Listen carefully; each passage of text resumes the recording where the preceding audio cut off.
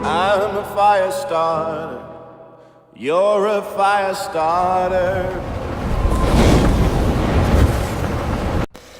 Hey guys, welcome back to Terrorboy. Thank you again for watching another one of our videos. It is very much appreciated. And today I'm gonna be taking a look at and giving you guys a brief idea or a brief review of Just Cause 3, which just came out like a few weeks back. And we do apologize for the late review. Anyway, so far Just Cause 3 has been an amazing experience. I honestly enjoyed this massive open world with its different terrains. Just Cause 3 is definitely a really amazing and a really fun console and a PC gaming experience. The best part about this is the map. Now the map features like multiple different terrains which are completely different variations of each other. You're gonna be going into these snow type Arctic maps with this kind of snowy terrain, snowy trees and land, and then this moves on to this basic old town type of terrain, which then moves on to a jungle type terrain, which then goes on to this kind of plain grassland mountain terrain, and which is the best and most amazing part about this game is how your environment can just change so quickly throughout this map. And what I would recommend in this game for you to do before, if you buy it, is definitely just take a minute to just explore, roam around, get away from all the action, just admire how beautiful the game looks. That's another thing. The visuals are really impressive. Since the last game, I did a side-by-side comparison of Just Cause 2 to Just Cause 3, and it is just amazing how much of a big leap it is. So let's talk about the story. The story stars Rico Rodriguez, and he returns to his homeland of Medici. Sorry if I'm not pronouncing that right. So basically, it's under this kind of dictatorship by this general Sebastiano Di Ravello. So he's basically wants world domination, and it's up to Rico to get back to Medici and take out this new dictator who has his insights on the town.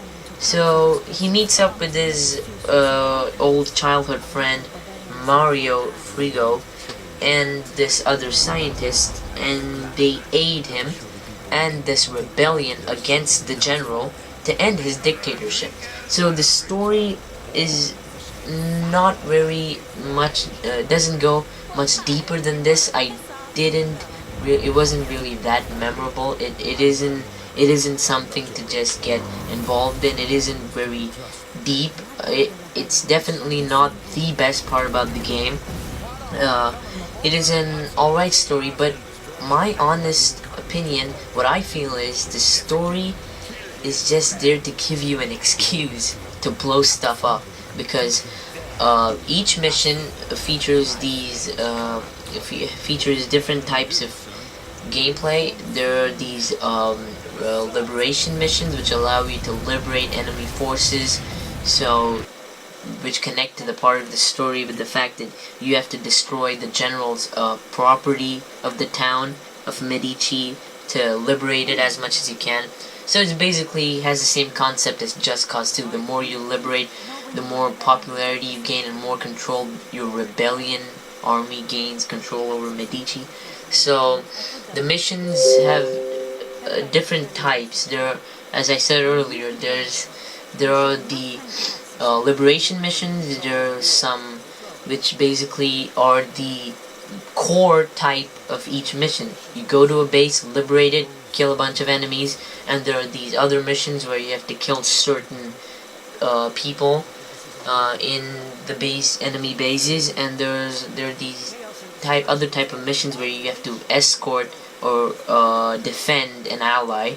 So you can kind of get an idea about what type of missions will be there in the story. So overall, the story isn't much of a big thing to get over. It is quite good, but I just feel that it is there simply to exist, to give an excuse for helping you to, as I said earlier, blow stuff up.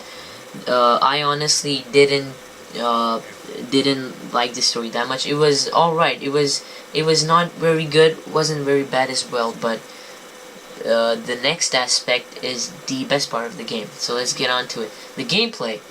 So the gameplay has really been altered and tweaked a little from the previous game. You have your basic grappling hook, which is obviously the most common mode of transportation, and also for hooking people up, hooking enemies to billboards. So the grappling hook is still there, and feels much better. The fact that you can literally grapple onto anything, and the most amazing part which I found is the fact that there are so many destructible, the environment has become more destructible. You can literally destroy much more objects and parts of the map from when comparing to Just Cause 2. You can literally blow up a bridge, an active bridge which has cars going over, and that honestly was the best part. Setting C4s and hooking enemies to it, exploding bridges and buildings and all kinds of stuff, especially the dictator propaganda like the statues, was an amazing part. So the gameplay has gotten better, and this also aids to the amazing visuals of the game. And now the one thing I have found in the previous game and this game, this may be a tiny annoying thing I just found. I would really like it if the aim assist marker on the the icon that helps you aim was tweaked a little and changed, because it uses the same icon as the grappling hook to aim and grapple onto an object. So yeah, there are tons of different guns, obviously, and I honestly found myself using the rocket launchers in the game more than anything else. The fact that you can take out massive helicopters and other types of armored vehicles is just an amazing thrill, and I honestly loved it, and that was probably one of the most fun parts of the game. So even though Just Cause 3 becomes better from the previous game, it has some really annoying bugs, especially on the console versions. On the PS4, I've seen actually really constant frame rate drops and some texture pop-ins, a few of them. But another annoying thing is that there are these random freezes at the games. It's like the console can't sometimes handle the intensity of the gameplay. And don't even get me started on the load times on the consoles. Oh my god, they make the game almost unplayable. You have up to like sometimes 2 to 5 minute loading screens, which may not sound like a lot, but it is really annoying. Sometimes it does get higher and lower, but on the console version of Just Cause 3, it is quite a bit of a mess now. Although on the PC side, the PC version is really stable and much better. Quite less long loading times, but they are still pretty annoying and long, and not many frame rate drops and texture pop-ins. But this can alternate with your the type of hardware you have for your PC, the specs of your PC.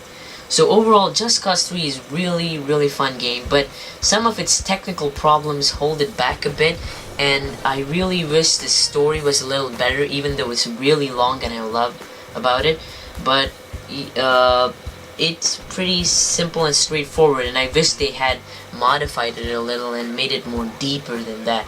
But that's probably what you could come to expect of a Just Cause game, a type of game like this. It's one meant to be had fun with, not to be taken seriously. So at the end of it, I'm gonna be giving this a 7.5 out of 10. It has great gameplay, the map is fantastic, and I just enjoyed the gun firing and the gun gameplay and everything all about it. And on the con side, it has these really annoying bugs not a very memorable or interesting story, and the load times, especially on the consoles, are agony. So thank you guys for watching our Just Cause 3 review. I know it's been very late, and thank you for this. Please be sure to like, subscribe and like if you enjoyed this review. And also another thing, we will be making a top 5 games of the year of 2015 probably in a few weeks, so please be sure to watch that video as well, and hope you guys have a good one.